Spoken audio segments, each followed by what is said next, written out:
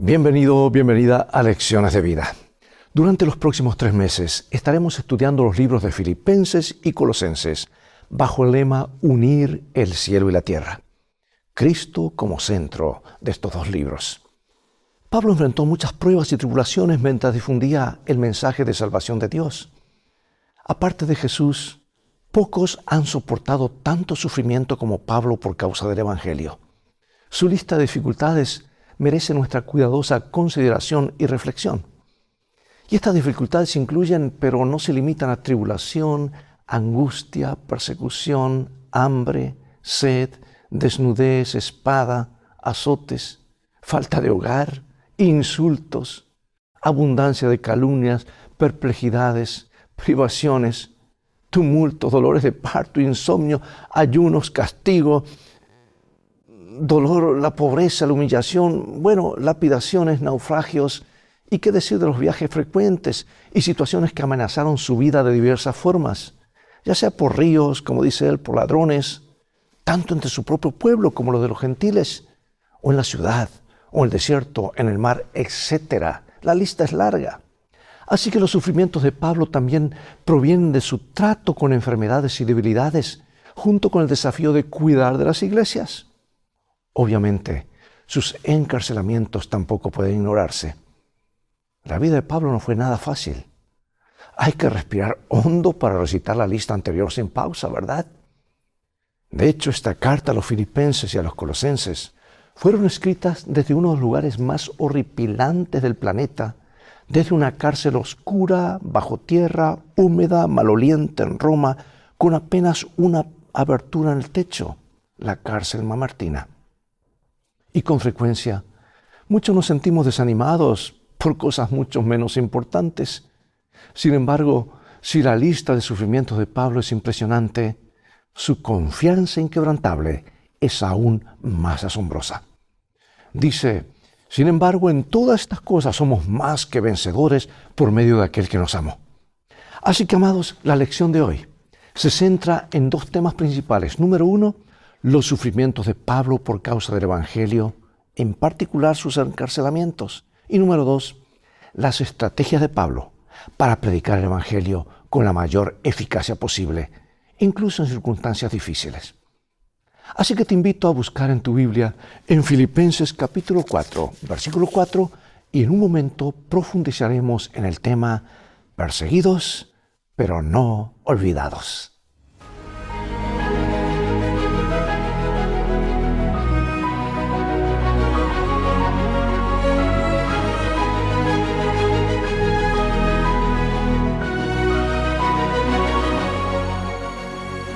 Leo en Filipenses capítulo 4, versículo 4. Regocijaos en el Señor siempre. Otra vez os digo, regocijaos. Un pastor adventista encarcelado por cargos falsos pasó casi 2 años entre rejas. Y aunque al principio estaba muy perplejo, se dio cuenta de que la prisión era el campo misionero que Dios le había dado. Y cuando sus compañeros se enteraron que era pastor, le pidieron que predicara. Lo hizo y también compartió literatura. Incluso bautizó a varios reclusos y dirigió los servicios de Santa Cena. Él comentaba lo siguiente, dice, a veces era difícil ejercer el ministerio en la cárcel, pero también había alegría, sobre todo cuando veías que las oraciones eran escuchadas y vidas cambiadas. Pablo escribió Filipenses y Colosenses desde la cárcel. De hecho, en la misma Filipos, después de que Pablo y Silas fueran acusados injustamente, el carcelero los aseguró sus pies en el cepo. Y a medianoche oraban y cantaban himnos a Dios, y los presos los oían. Verdaderamente sabían regocijarse siempre. Así que hoy analizaremos las circunstancias que enfrentó Pablo. Él vio un propósito más grande para lo que le sucedió y tal vez podamos aprender de él cuando enfrentemos pruebas. La carta de Filipenses y Colosenses son conocidas como las epístolas de la prisión, pero fueron escritas mientras Pablo estaba preso. Las otras cartas de la prisión son Efesios y Filemón. La mayoría de los comentaristas creen que fueron escritas mientras Pablo estaba en Roma entre los años 60 y 62 después de Cristo. Ahora veamos qué importancia tiene la forma en que Pablo escribe o describe su encarcelamiento. Vamos a Efesios capítulo 3 y Filemón capítulo 1. Y nos dice así: Por esta causa yo, Pablo, prisionero de Cristo Jesús, por vosotros los gentiles. Pablo, prisionero de Jesucristo, y el hermano Timoteo, al amado Filemón, colaborador nuestro. Pablo había entregado su vida al servicio de Jesucristo. Si ese servicio incluía ser prisionero, estaba preparado para ello. Y el apóstol se describe a sí mismo como embajador en cadenas. Había estado en viajes misioneros, levantando iglesias y entrenando obreros para el Señor. Y podía haberse preguntado, ¿por qué estoy aquí cuando podía hacer mucho más sin estas cadenas? Pero Pablo también fue encarcelado más tarde cuando escribió 2 Timoteo. Así que al menos 5 libros del Nuevo Testamento fueron escritos mientras estaba en prisión. Y no es el lugar más cómodo. Ahora imagínate, sin computadoras, sin papel, sin tinta, eran pergaminos, eran, mejor dicho, sin plumas como hoy tenemos, y eran plumas reales, mojadas en esa tinta. Fue difícil. Y en ninguna de las epístolas de la prisión Pablo menciona exactamente dónde estuvo encarcelado. Por eso algunos han sugerido que era Éfeso o Cesarea. Pero no hay evidencias bíblicas de que Pablo haya estado privado de libertad en Éfeso. Cesarea parecería más probable, excepto por el hecho de que no hay registro de ninguna amenaza evidente a la vida de Pablo en ese punto de su ministerio. Sin embargo, esa amenaza ya existía cuando escribió Filipenses. Y estas epístolas o cartas contienen algunas pistas acerca del lugar donde Pablo se encontraba en el momento de su encarcelamiento. En primer lugar, dice que había un pretorio, y esto puede referirse a la residencia oficial de un gobernador provincial, como la de Jerusalén, donde Jesús fue examinado por Pilato, o como la de Cesarea, donde Pablo fue encarcelado. Pero Pablo utiliza claramente este término no como un lugar como una referencia a un lugar, sino en relación con ciertas personas. Dice que toda la guardia romana se familiarizó con el Evangelio. Escucha, esta guardia estaba integrada por unos 9,000 soldados seleccionados que protegían al emperador y custodiaban a los prisioneros. Y Pablo también envía saludos de los creyentes de la casa del César. O sea que esto indica que Pablo estaba prisionero en Roma y en contacto con los que servían a la casa imperial. Y ahora la pregunta: ¿cómo podemos aprender a extraer lo mejor de cualquier situación difícil en la que nos encontramos? ¿Por qué no siempre es fácil hacerlo? Pablo menciona varios encarcelamientos durante su permanencia en Macedonia. El primer caso registrado ocurrió en Filipos. Más tarde fue encarcelado brevemente en Jerusalén antes de ser trasladado a la prisión de Cesarea. Y en otro texto, Pablo dice que estaba en prisión. Aunque estaba bajo arresto domiciliario en Roma, era allí acompañado por un soldado romano de élite. Ignacio de Antioquía, un cristiano de principios del siglo II que estuvo en una condición semejante, describió a los soldados como bestias salvajes, que cuanto más amablemente se los trata, peor se comportan. Ahora notemos qué recursos espirituales, de qué recursos disponía Pablo para afrontar estas dificultades. Vamos al segundo libro de Corintios, capítulo 4 y el capítulo 6, y nos dice: estamos atribulados en todo, mas no angustiados; en apuros, mas no desesperados; perseguidos, mas no desamparados; derribados, pero no destruidos; llevando en el cuerpo siempre por todas partes la muerte de Jesús, para que también la vida de Jesús se manifieste en nuestros cuerpos. Porque nosotros que vivimos siempre estamos entregados a la muerte por causa de Jesús, para que también la vida de Jesús se manifieste en nuestra carne mortal. De manera que la muerte actúa en nosotros y en vosotros la vida. No damos a nadie ninguna ocasión de tropiezo para que nuestro ministerio no sea vituperado. Antes bien, nos recomendamos en todo como ministros de Dios en mucha paciencia, en tribulaciones, en necesidades, en angustias, en azotes, en cárceles, en tumultos, en trabajos, en desvelos, en ayunos, en pureza, en ciencia, en longanimidad, en bondad, en el Espíritu Santo, en amor sincero, en palabras de verdad, en poder de Dios, con armas de justicia a diestra y a siniestra. Bueno, a menudo podemos caer en la tentación de mirar nuestras circunstancias, nuestras debilidades, nuestros fracasos pasados y desanimarnos. ¿A cuánto no nos pasa esto, verdad? Y en momentos como estos necesitamos recordar los numerosos recursos que Dios ha provisto para nuestro éxito en la lucha contra el mal. Y uno de los más importantes es la Biblia misma, la palabra de verdad, porque en ella podemos aprender de los errores de otros y cómo estas personas obtuvieron la victoria.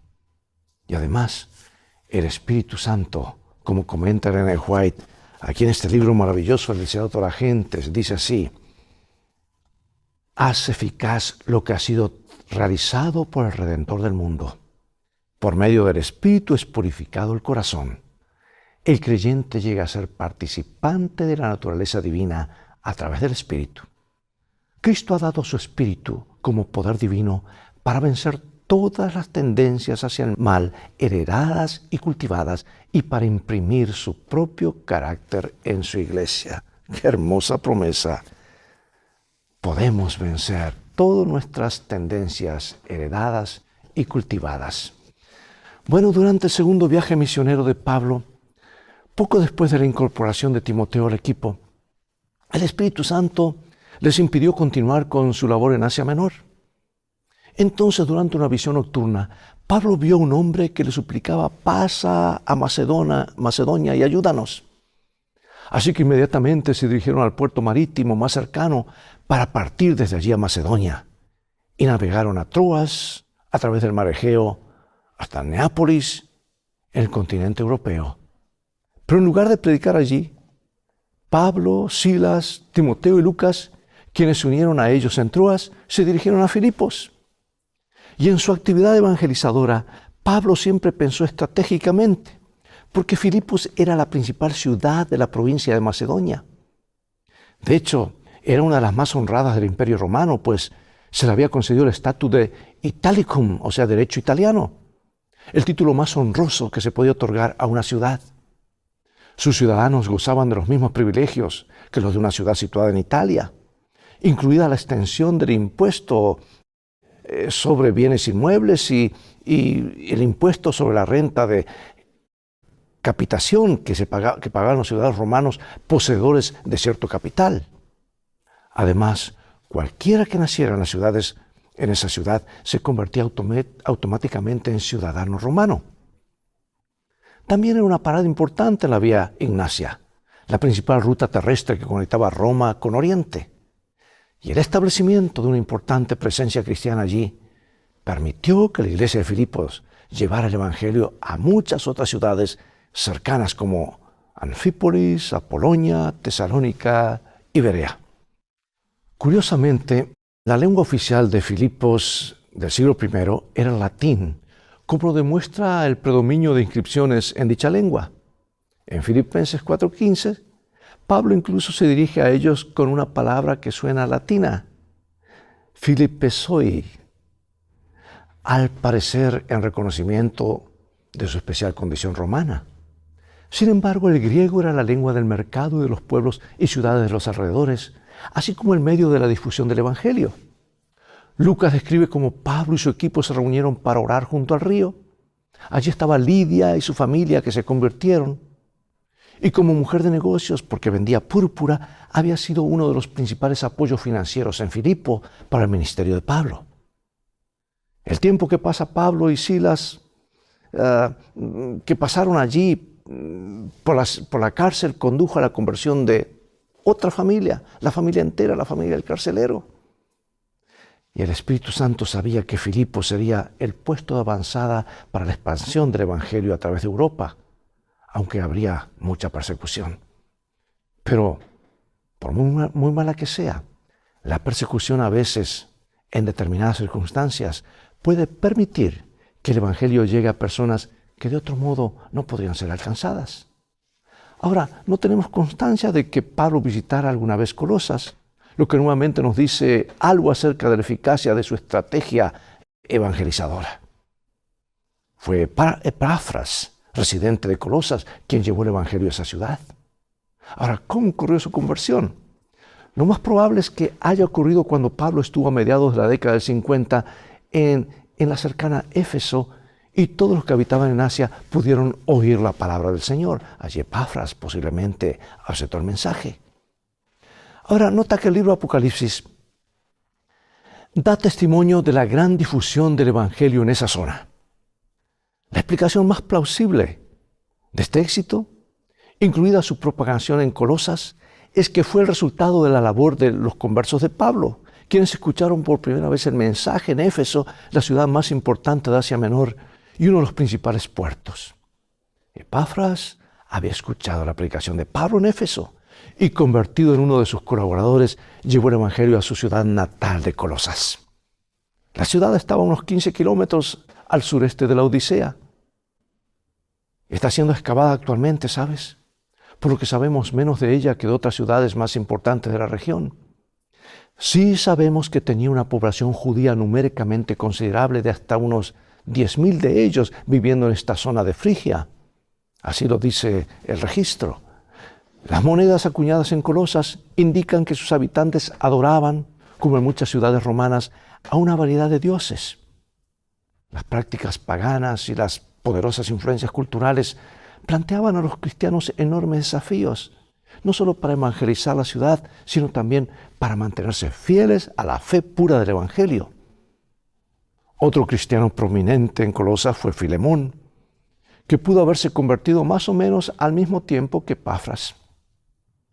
¿Y qué curso de acción recomendó Pablo a Filemón respecto de Onésimo? Onésimo era el esclavo, ¿verdad? Y allí encontramos en Filemón 1, 15 y 16 lo siguiente. Porque quizá para esto se apartó de ti por algún tiempo, para que le recibieses para siempre, no ya como esclavo, sino como, más que esclavo, como hermano amado, mayormente para mí.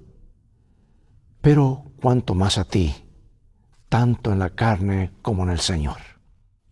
Aunque la ley romana obligaba a Pablo a devolver a Onésimo a Filemón, porque Onésimo fue a buscar a Pablo, ¿verdad?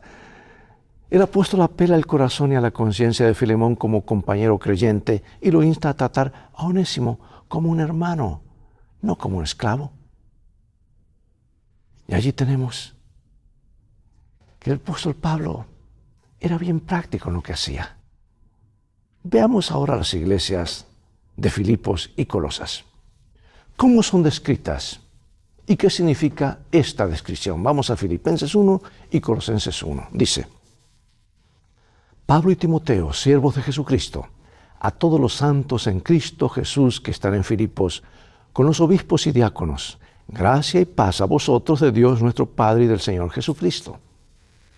Pablo, apóstol de Jesucristo, por la voluntad de Dios, y el hermano Timoteo, a los santos y fieles hermanos en Cristo que están en Colosas, gracia y paz sean a vosotros de Dios nuestro Padre y del Señor Jesucristo. Bueno, este es el típico saludo epistolar. Pablo llama a los cristianos santos, lo que significa que fueron apartados como pueblo, consagrados como pueblo especial de Dios en virtud del bautismo, así como Israel lo había sido antes como nación santa por medio de la circuncisión. Y esto no tiene absolutamente nada que ver con la práctica de la Iglesia romana de canonizar a las personas como santos.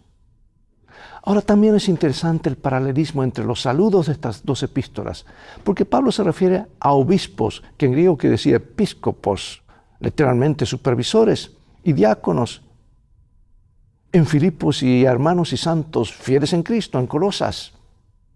Por eso cuando el Nuevo Testamento habla de hermanos fieles, se refiere a quienes tienen un ministerio específico en la iglesia, o sea, oficiales de iglesia diríamos hoy, ¿verdad?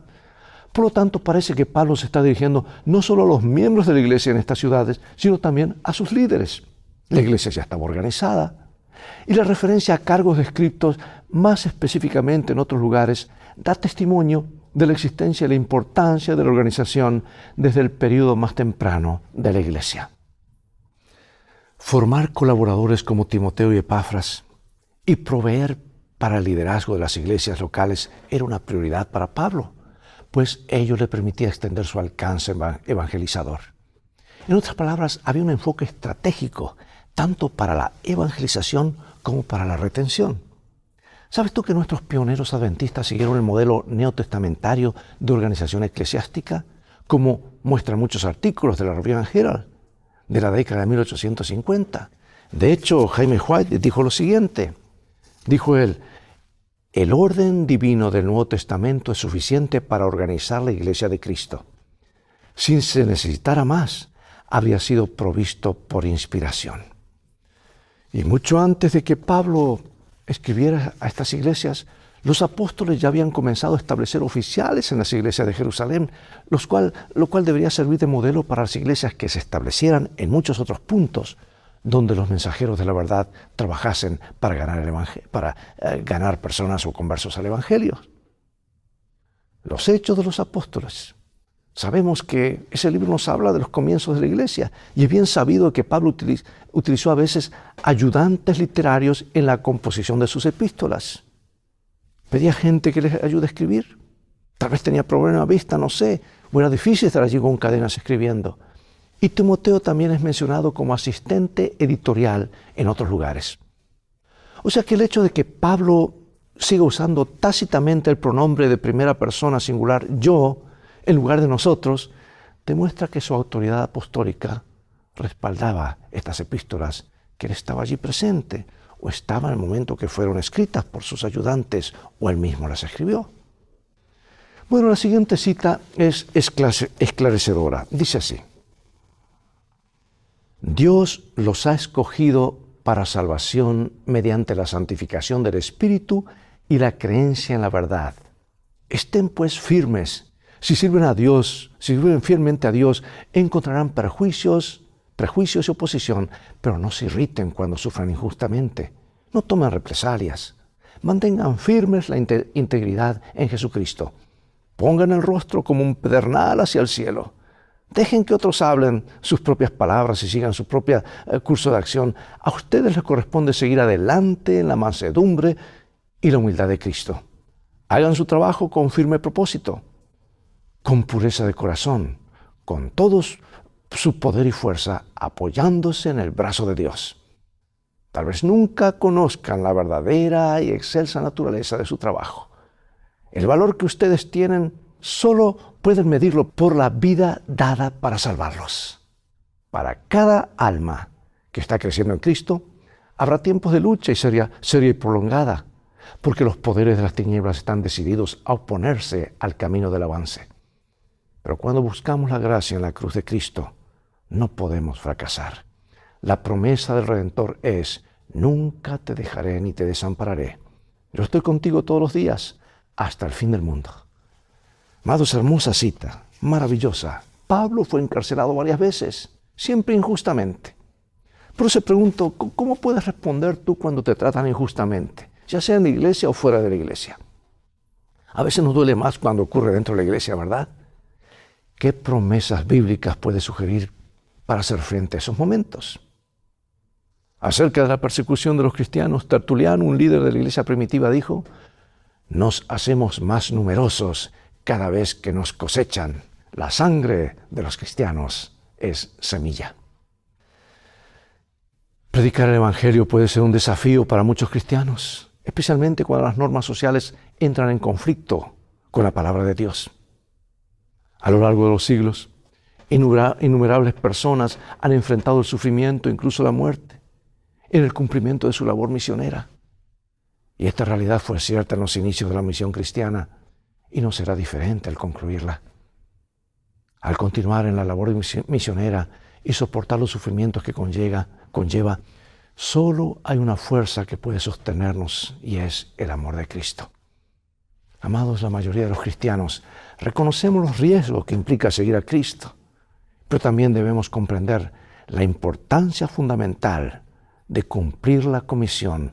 Por tanto, id y hacer discípulos a todas las naciones. Me ha tocado estar en lugares muy difíciles, sumamente difíciles. Pero, amados, la tarea, aunque es ardua, podemos confiar en la guía de Dios en cada paso del camino. Aunque pueda poner en peligro la vida de diferentes maneras, la tarea tiene su recompensa. uno siente el gozo de servir al Señor y casi puede sentir así literalmente la presencia de los ángeles rodeándolo. Jesús dice, sé fiel hasta la muerte y yo te daré la corona de la vida. Literalmente quiere decir la corona que es vida, o sea, la vida eterna. Y en su obra misionera, Pablo empleó diferentes estrategias para asegurar su eficacia. Número 1, seleccionó ciudades importantes como puestos de apoyo, desde donde pudiera difundir el mensaje del Evangelio con mayor facilidad. Número 2, él invirtió tiempo en capacitar a otros. Y número 3, priorizó alcanzar primero a sus seres queridos, a los de su familia judíos, ¿verdad? Y número 4, se mantuvo en contacto constante con aquellos a quienes ministraba.